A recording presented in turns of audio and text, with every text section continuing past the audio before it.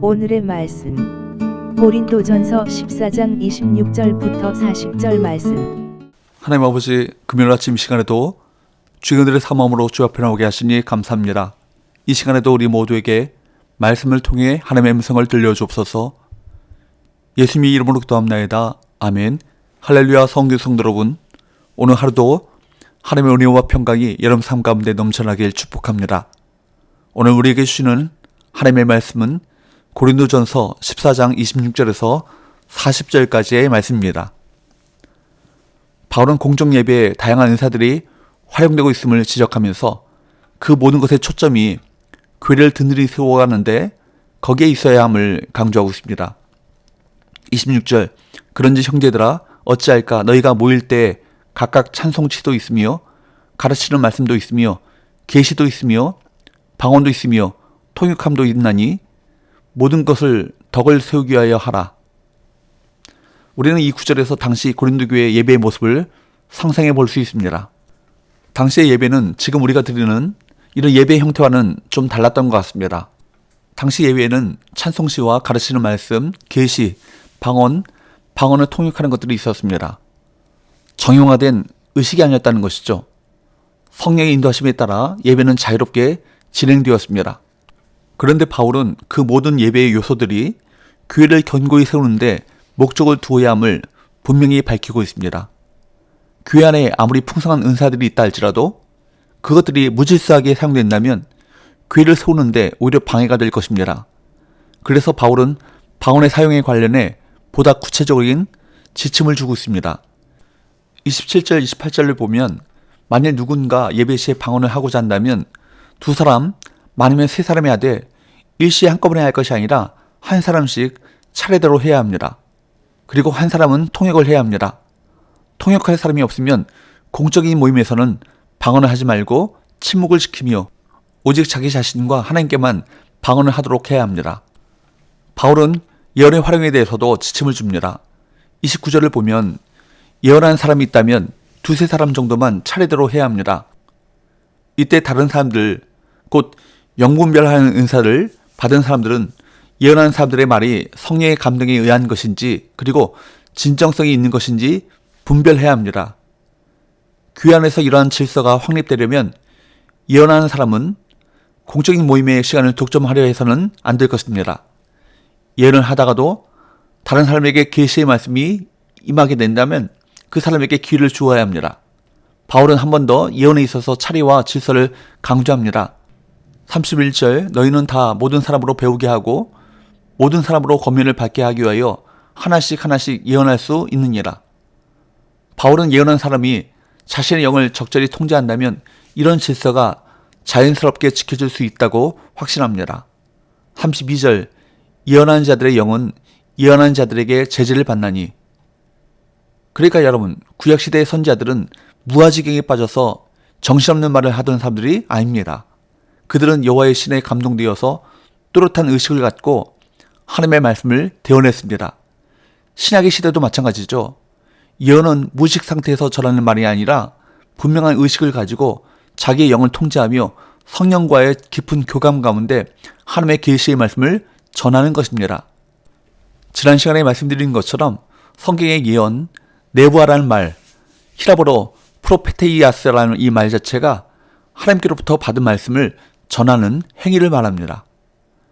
이런 말씀을 통해서 우리가 짐작할 수 있는 것은 당시 고린도 교회 예배에는 생생한 성령의 나타남이 있었다는 것입니다. 성령님이 주시는 감동으로 그들은 찬송시를 말했고 성령님이 주시는 예언의 말씀도 방언도 그리고 그 방언을 통역하는 일도 있었다는 것입니다. 그렇기 때문에 그들의 예배에는 그 무엇보다 예배의 질서가 필요했습니다. 만약 방언을 받은 사람이 질서를 지키지 않고 여기저기서 큰 소리로 방언을 한다면 그 예배가 얼마나 시끄럽고 엉망이 되겠습니까? 그래서 방언할 때는 반드시 통역하는 자를 세우고 통역하여서 교회의 덕이 되도록 하였습니다. 예언의 은사를 받은 사람들도 마찬가지였습니다. 하나님의 말씀이 임하여 말할 때에는 둘이나 셋이 말하고 다른 사람이 반드시 분별해야 했습니다. 그래서 사도 바울은 질서 있고 그리고 품위 있게 하라고 한 것입니다. 예배의 질서가 그렇게 중요하다는 것입니다. 혼란한 예배는 기독교인들이 영적으로 성장하는데 도움이 되지 못합니다.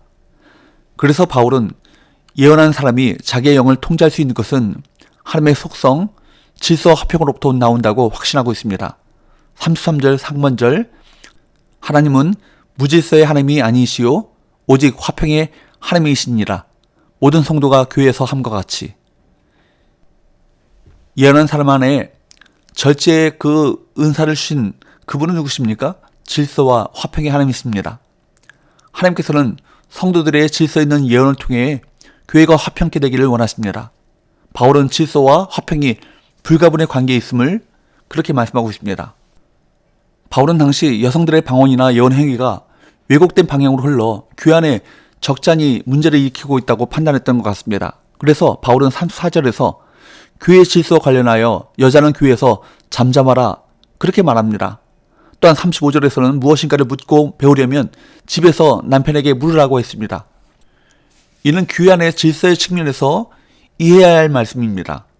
당시에 교회 안에서 일어나고 있는 상황으로 인해서 바울이 고민한 말씀이지 여성을 비하하는 말씀은 아닙니다. 왜냐하면 당시 교회 일꾼 중에서는 여자들도 많이 등장하고 있었기 때문입니다. 그 당시 은사를 받은 사람들 중에 자기만 하나님의 말씀을 받은 것이냐 교만한 자들도 있었습니다. 그래서 자기에게 주어진 말씀만 중요한 것처럼 주장하는 자들이 있었죠. 그래서 바울은 36절에서 그들을 꾸짖고 있습니다. 바울은 그들에게 지금 자신이 보내고 있는 이 편지, 즉 고린도전서의 내용이 주의 명령이라고 일침을 가합니다. 이 명령에 부합되지 않는다면 그들의 주장은 거짓이라는 암시인 것이죠. 주의 명령에서 벗어나 있다면 그들은 참된 계시의 전달자들도 아니고 성령의 영감을 받은 자들도 아니라는 말씀입니다. 바울은 38절에서 누구든지 자기의 글이 주의 명령인 줄을 모른다면 그는 하나님이 알지 못하는 사람이라고 말합니다. 그런 사람은 성령의 역사에 의해 인도함을 받는 사람이 아니라는 뜻이죠. 결론적으로 바울은 다음과 같이 고민합니다. 39절 40절 그런즉 내 형제들아 예언하기를 사모하며 방언 말하기를 금하지 말라. 모든 것을 품위 있게 하고 질서 있게 하라. 바울의 예언을 방언보다 우위에 둔 것은 결코 방언 무가치론을 펴기 위한 것이 아닙니다. 방언이 소중한 은사요 귀한 은사이지만 이 은사를 사용함에 있어서 앞서 말한 성도의 유익과 교회를 세워나감에 있어서 유익하게 하라는 권면인 것이죠. 그래서 바울은 40절에서 성도들이 교회에서 은사를 행할 때 품위 있게 하고 질서 있게 하라고 말씀합니다. 품위 있게라는 말은 적절하게 라는 말입니다. 적절함과 질서는 성도의 삶을 위한 매우 중요한 원리인 것입니다.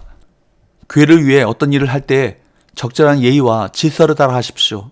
그러지 않으면 개인과 교회에 아무 유익이 없습니다. 고린도 교회는 많은 은사를 받았지만 교회를 건강하게 세워나가지 못하고 오히려 그 은사들이 혼란과 무질서, 반목과 대립의 원인이 되었습니다. 목적에 맞게 사용하지 못했기 때문이었습니다. 아무리 좋고 훌륭한 은사를 할지라도 질서를 지키지 않는다면 유익이 없습니다. 오늘 나 자신의 자리에서 은사를 아름답게 사용하시고 교회를 세워나가는데 이 은사가 사용될 수 있기를 기도하시기 바랍니다. 기도합시다. 하나님 아버지, 우리 모두에게 다양한 은사를 주셨는데 그 다양한 은사들이 조화를 이루어 적절하게 사용되므로 우리 교회 공동체가 건강하게 성장할 수 있도록 은혜 베풀어 주옵소서. 예수님의 이름으로 기도합니다. 아멘.